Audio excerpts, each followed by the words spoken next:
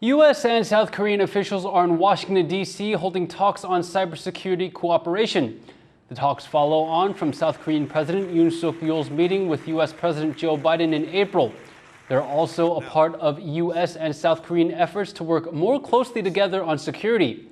North Korea is stepping up cyber attacks against South Korea and recently failed to launch a spy satellite. Our reporter Jaime Ocon spoke to Rob York, a defense analyst from the Pacific Forum based in Hawaii, about what this could mean for regional cooperation. What are we seeing in terms of greater cooperation between the U.S. and South Korea?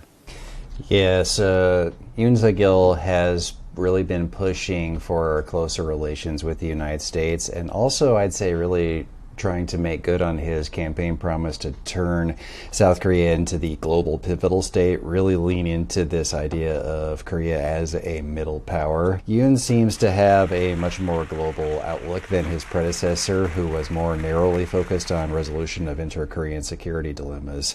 Since that fizzled, Yoon Suk-yeol has been pursuing security elsewhere, you could say. South Korea recently released its security strategy earlier this month and highlighted certain threats in the region.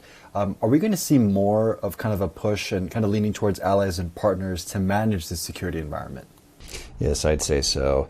China has definitely been a difficult issue for the Koreans in particular. It's their biggest trading partner, both in terms of imports and exports, so they've always been very hesitant.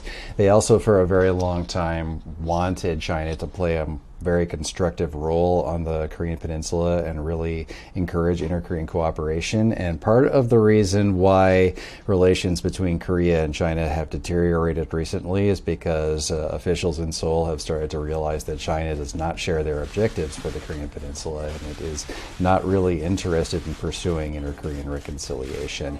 That and economic coercion. Long before Australia, Taiwan, even the U.S. with the trade war with China, South Korea was among the first victims of the PRC's economic coercion. Going forward, what can we expect from the U.S. and South Korea in trying to prevent any sort of conflict from sparking in that area?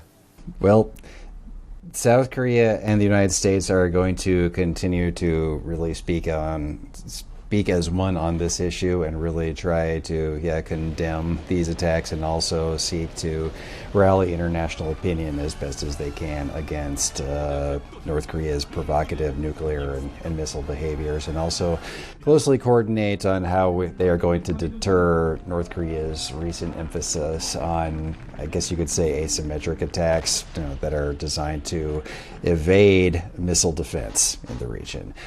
Regarding cybersecurity, we can expect them to see them put much more attention on those issues and formulate plans on how to counter them.